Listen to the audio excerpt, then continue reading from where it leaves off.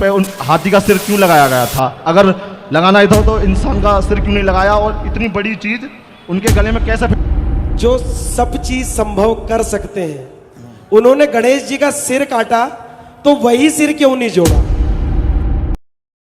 अस्सलाम वालेकुम वरहमतुल्लाहि वबरकातुहू। दोस्तों, उम्मीद है आप सब खैरियत से होंगे। आज हम आपको ऐसी वीडियो दिखाने जा रहे हैं जिसके अंदर हिंदू पंडित से ऐसा सवाल किया जा रहा है कि उसका जवाब आज तक किसी पंडित ने, किसी हिंदू ने उसका जवाब नहीं दिया। तो दोस्तों, जो हम वीडियो लाने जा रहे हैं ऐसी वीडियो है कि बहुत सारे भगवान हैं, उनका सर क्यों तब्दील है, उनको जब उनका सर काटा गया जैसे उनके अकीदे के मुताबिक, तो उस पर हाथी का सर, उस पर किसी और जिसका सर क्यों रखा गया, उसी सर को क्यों नहीं जोड़ा गया। तो आते हैं दोस्तों अपनी इस वीडियो की तरफ। बाद में आप किसी ने मुझसे ये पूछा था कि आपके जो भगवान है गणेश भगवान, अगर मानो कि तुम्हारे भगवान पे उन हाथी का सिर क्यों लगाया गया था? अगर लगाना ही था तो इंसान का सिर क्यों नहीं लगाया? और इतनी बड़ी चीज उनके गले में कैसे फिट हो गई? तुम्हारे भगवान सही नहीं है और मतलब उन पे तुम वो विश्वास मत करे करो।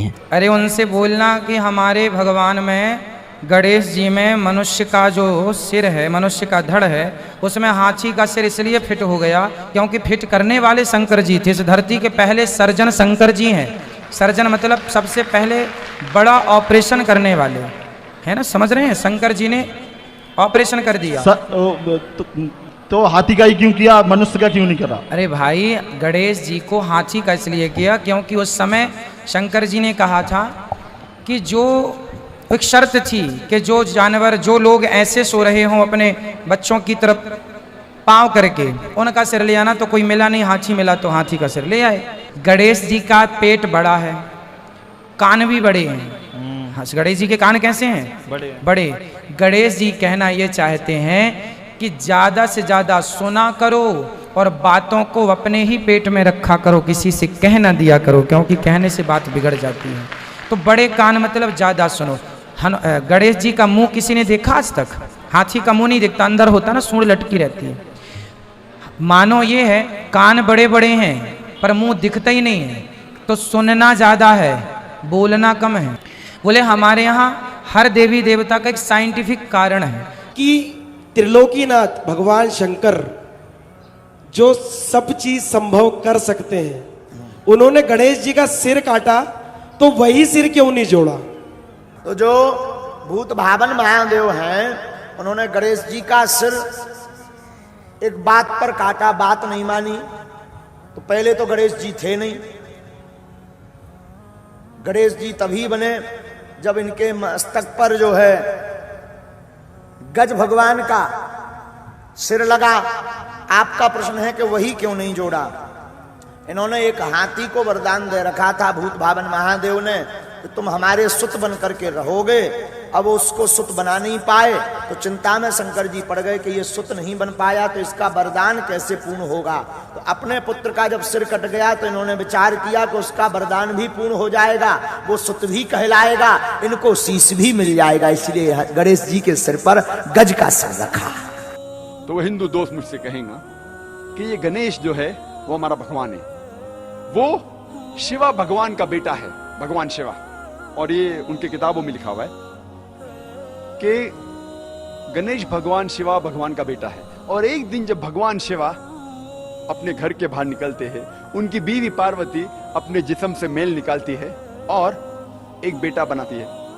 और वो कहती है उस बेटे से कि घर के चौखट पे खड़े रहो, घर के दरवाजे के बाहर खड़े रहो और किसी को भी घर में आने मत देना, मैं आराम फरमा रही हूं। तो उसका बेटा घर के बाहर जाता है और दरवाजे पे खड़े हो जाता है।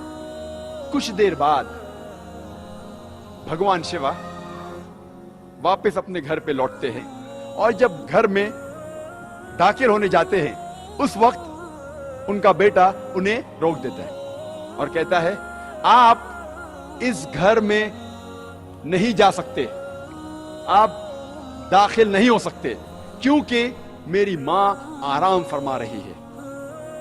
शिवा तेज में आके अपने बेटे की गर्दन उड़ा देते। तो मैं कहूंगा मेरे हिंदू दोस्त से, आपका भगवान अपने बेटे को नहीं पहचान सका, कल जब मैं मुश्किल में रहूंगा तो मुझे कैसा पहचानेंगे? दोस्तों आपने बीच में देखा और ये होगा कि कैसा सवाल किया जा दोस्त रहा आपसे है कहेंगे, और आपको उसका कहने की कैसा जरूरत जवाब दिया जा रहा है। और ये कहानी आगे बढ़ती है कि भगवान अपने बेटे का सर इतना दूर उड़ा डालते कि वापस नहीं लेके आ सकते, तो लोगों से कहते कि पहले जानवर जो नजदीक में आएगा आपके, उसकी गर्दन उड़ाओ और मेरे पास लेके आओ। तो पहला जानवर जो उनके सामने आता है वो है हाथी। तो हाथी की गर्दन उड़ाते और शिवा के पास लेके आते और भगवान शिवा अपने बेटे के सिर पे लगाता है और वजूद में आता है गणपति, एक लड़का जिसके सिर की जगह है हाथी का सिर।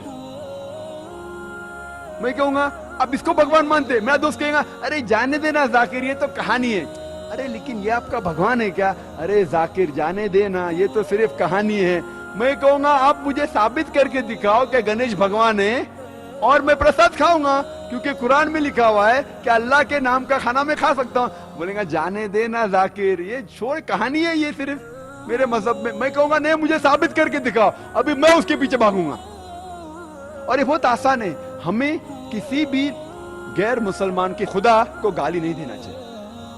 अल्लाह ताला फरमाते हैं कुरान मजीद में, सूरह अनाम में, सूरह नंबर 6 आयत नंबर 108 में, आप वो लोगों जिनकी वो पूजा करते हैं, जिन लोगों की वो अल्लाह के अलावा पूजा करते हैं, उनको आप गाली मत दो। जिन लोगों की वो पूजा करते हैं, इबादत करते हैं अल्लाह के अलावा, उन लोगों को आप गाली मत दो, नहीं तो जहालत में वो लोग अल्लाह सुब्हाना व तआला को गाली देंगे।